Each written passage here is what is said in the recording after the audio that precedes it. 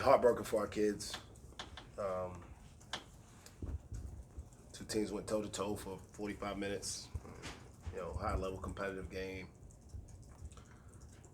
They just made, you know, I guess they made one more play than us, but obviously we had a chance there late to make the layup. It just ill-timed jump, if you will, on the tip in. But happens, you know. Um,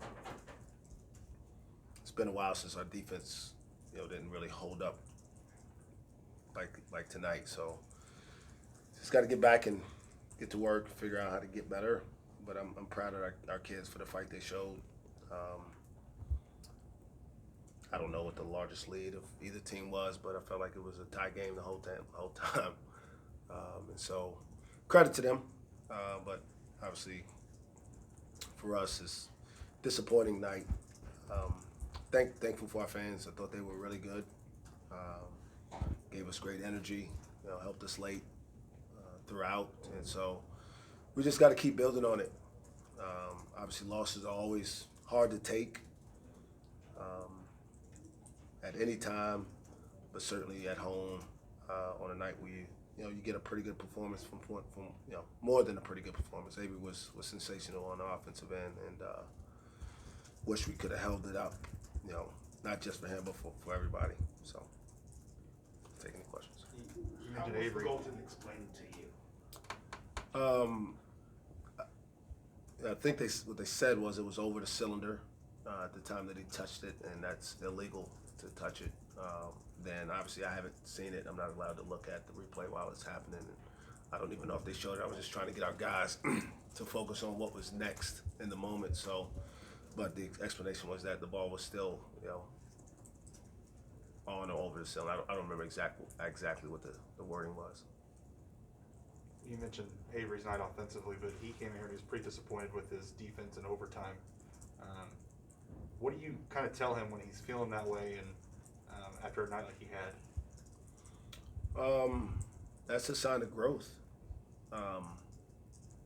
As a junior, understanding the accountability when you're a leader, and when you're out there and the team doesn't get the job done, you stand up and you understand that there's certainly things that we could have done better, no matter how good the numbers might look. And so it's a sign of growth. As a freshman, I'm not sure if he scored 30 points and we lost, he would feel that way. But as a junior, there's another level of responsibility for helping the team have success. And it wasn't just him. We gave up 86 points or 84 points at home. And, we hadn't been giving up 84 points. We went on the road and held the team to 56 just a couple days ago. So that was certainly disappointing for all of us. There were a couple times it seemed like Ice in particular locked Brockington down. He just hits a jump shot over him. Sure. Is there anything you can do about that? No, I mean, you give credit. I mean, that's guys. It's a hard part about doing this. The other team's got good players. They practice. They watch film, and sometimes a good player is just able to make a shot under duress. We lived with a guy like that last year, and we saw it. So give credit. That kid's good. He's a good player, and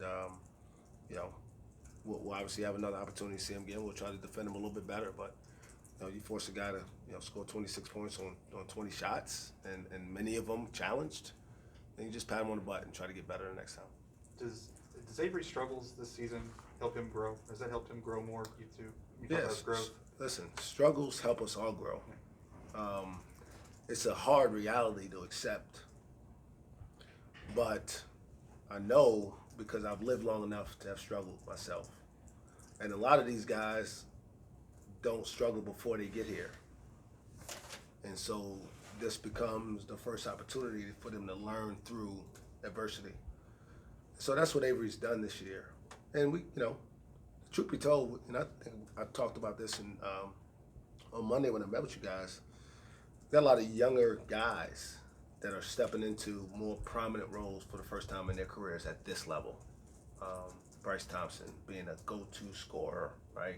He wasn't that at Kansas last year. And so you'll have games like he's had the last couple, and then you're going to have nights like this. And if you use both situations the right way, you'll become a more consistent player. And Avery Anderson is hopefully turning the corner. Been on him for all season about taking more threes. You can't be a guard this day and age, and the way the game is played, and go multiple games without shooting three-pointers. You just can't. And so tonight he took 11 threes, and I'll go back and evaluate whether they were all good, but that's a sign to me that he's understanding that. It's a weapon he's gotten good at. He works on it all the time.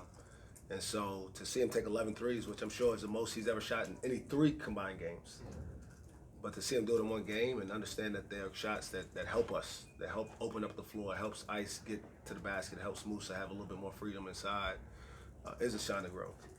How different is the offense as a whole when a guy like Avery's connecting on his shots? Again, I don't think about individual offensive numbers. I think about how it helps our team win. And we needed Avery to score tonight. He had some matchups we liked, and he was able to get comfortable shooting some stepping threes. So certainly opens up the floor for all of us. But at some point, we're going to have all of us clicking at the same time. We haven't really had that much this season. How does Avery kind of parlay this into, how does he keep the ball rolling, so to speak? Show up tomorrow and do the job again. Can't be satisfied. Certainly it doesn't sound like he wasn't here. But you got to show up tomorrow with the same mindset that you have Monday and Tuesday to help you prepare to play well today. Watch film, eat a good breakfast, go to class, show up to practice with a growth mindset. Be ready to take the criticism that's going to come from whatever we see on film tonight, and then show up at practice and try to lead again. And then on Friday, do it again. And then if you do that, you have an opportunity to build. If you start feeling good about what you did tonight, then Saturday will come up, and it'll be a tough day. You said it seemed like this is like a rare time where the defense really didn't show, but it looked like at times guys were covered, but then there were times where you couldn't get to guys. It seemed like. Yeah, there were a couple times where the ball was moving pretty good for them. And I say our defense, I don't think our defense was terrible. Again, I think Brockington made a lot of challenge shots. But at the end of the day, giving up 84 is giving up 84, right? And so you got to understand, you got to make people miss sometimes. Make sure he doesn't get it in that spot where he's most comfortable. So that certainly things we can grow from in this game. And it's difficult to learn through losing. You rather learn through winning, but you don't always control the outcome. Isaac finished with 8 assists. I think he had 5 at halftime. From your vantage point, what was he seeing well out there? I think just the spacing on the floor was a little bit better for everybody today, for whatever reason. Either because we were cutting better or because we were screening better. But that's, again, in my mind, a sign of our team getting better. Because especially on a night where BT wasn't shooting well, Keelan didn't particularly have a breakout night, and BT, between the three of them, BT and Keelan and Dale, we didn't really get a whole lot of offensive production. And usually that means teams can sag off and stop his drive. So I thought it started with his defensive presence. I think we got a couple of easy baskets because he was just a menace defensively early in the game and just getting deflections, and I think that's what helped him get going. To me, it looked like Caleb was kind of back to himself in the time he played down and low, and even Emma and Musa showed some flashes. Do you feel like you're missing a consistent post threat on both ends of the court? Yeah, we're just lacking consistency as a team, really.